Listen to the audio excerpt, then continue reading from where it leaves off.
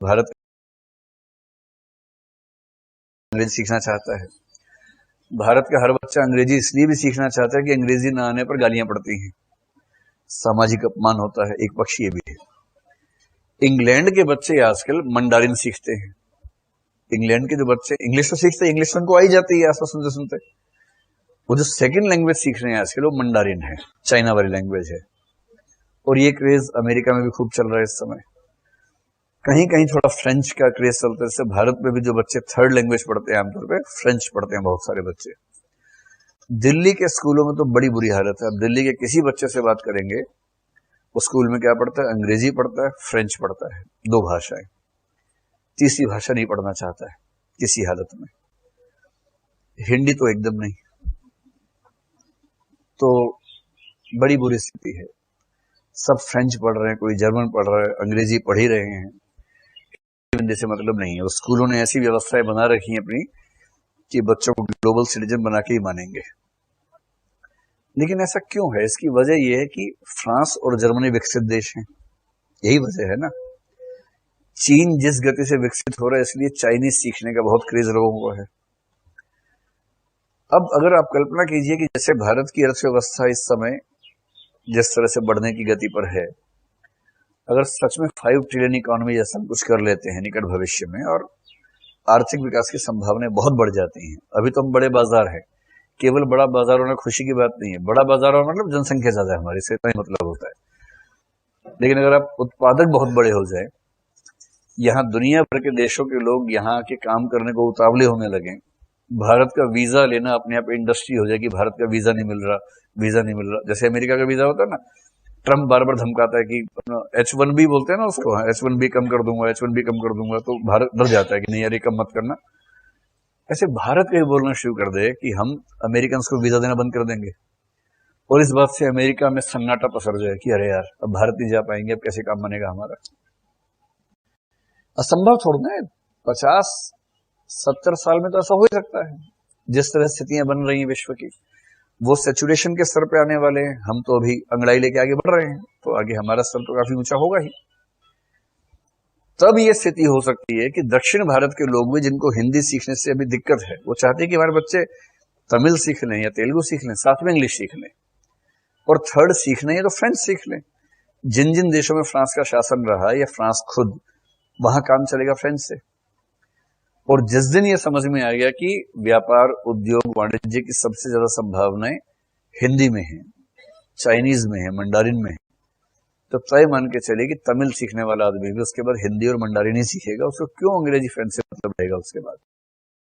तो ये संभावना एक बनती है हिंदी के भविष्य में कि अगर भारत का विकास होता है तेजी से तो हिंदी का विकास अपने आप हो जाएगा। और राष्ट्रभाषा का एक महत्व इसलिए भी कि वो हमें सांस्कृतिक साम्राज्यवाद से बचाती है। देखिए, ये हंसी मजाक की बात नहीं है। कोई भी भाषा सीखना अच्छी बात है, भाषा से क्या नफरत। लेकिन अगर आपको लगता है कि भाषा अकेले आती है तो गलतफहमी है। भाषा पूरा माइंडसेट साथ लेके आती है। और जब आप किसी भाषा को सीखते हैं तो भाषा को सीखते सीखते उस भाषा के समाज के माइंडसेट से आपका गहरा लिंक बन जाता है। इसलिए लैंग्वेज वो टूल है जो कल्चरल इंपीरियलिज्म में, सांस्कृतिक आक्रमण में, साम्राज्यवाद में गहरी भूमिका निभाती है। पिछले साल मैंने एक अंग्रेजी के अध्यापक का विज्ञापन देखा। वो अंग्रेजी सिखाता है ऑनलाइन, और विज्ञापन ही था कि अंग्रेजी सिर्फ भाषा नहीं है, अंग्रेजी एक संस्कृति है। मैं वो संस्कृति सिखाता हूं, कल्चर सिखाता हूं। इंग्लिश बोलने नहीं है, सोचना भी इंग्लिश तरीके से है, रहना भी इंग्लिश तरीके से है। कपड़ों में तो हम सब इंग्लिश हो ही चुके हैं, हर चीज में इंग्लिश हो जाना है। इसको बोलते हैं कल्चरल इन्वेजन, कल्चरल अटैक। उससे बचने की शर्त एक ही, राष्ट्रभाषा आपके पास हो। रामविलास शर्मा बताएंगे कल आपको, कल या 2 दिन बाद, कि हिंदी जाति भारत की अकेली जाति है जो आत्मसम्मान, आत्मविश्वास से वंचित जाति है।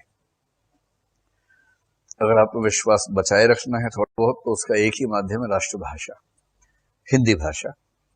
उसको लेकर सहजता। चलिए, कुल मिला के 4-5 बातें हैं। आपके नोट्स में एक जिक्र है एस्पेरेंटो। मैं ये आपको बस बता दूं कि ये क्या चीज है। आपने नाम सुना है इसका? एस्पेरेंटो एक इंटरनेशनल लैंग्वेज है, बन रही लैंग्वेज है। हो सकता है, पता नहीं हो पाएगा या नहीं, कहते हैं कि आज से 20, 25, 50 साल बाद ये एक यूनिवर्सल लैंग्वेज बन जाए।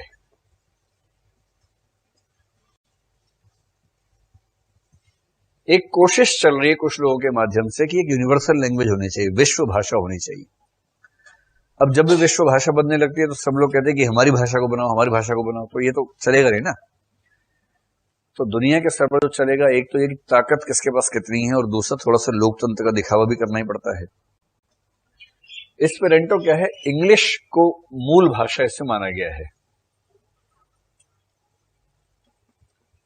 प्लस जो अन्य भाषाएं हैं उनको इसमें शामिल करने का कंसेप्ट है। और खास बात यह कि इंग्लिश वो वाली इंग्लिश नहीं जो हम लोग पढ़ते हैं इस समय, वो बहुत ही अतार्किक भाषा है अंग्रेजी। उस इंग्लिश की अतार्किकताओं को दूर करके जो भाषा बनेगी और अन्य बहुत सारी भाषाओं के शब्दों और व्याकरणिक संकेतों को लेकर जो भाषा बनेगी उसको एस्पेरेंटो कहते हैं। जैसे कंसेप्ट एक शब्द है, कंसेप्ट। अगर आप इसको कंसेप्ट कहते हैं तो इसकी सही स्पेलिंग तो ये होनी चाहिए, कन, के से क बनेगा ना, सी से क्यों बनेगा? सी तो सी की आवाज है, जब क की आवाज के लिए के है ही, तो के ए एन, कन हो गया, सिंपल है।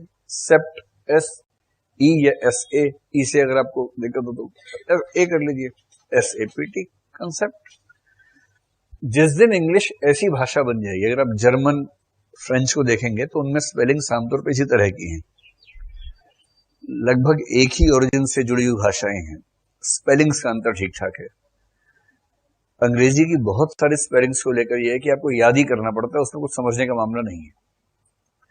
तो एस्पेरेंटो का जो ड्रीम है वो ये है कि लगभग 20 से 30 साल में हर 5 साल बाद कुछ कुछ परिवर्तन अंग्रेजी में करेंगे, और करते करते करते करते लगभग 30-35 साल में एक नई भाषा बनेगी जिसमें अंग्रेजी मूल होगा, लेकिन दुनिया भर की भाषाओं के शब्दों को, मुहावरों को उसमें शामिल करेंगे।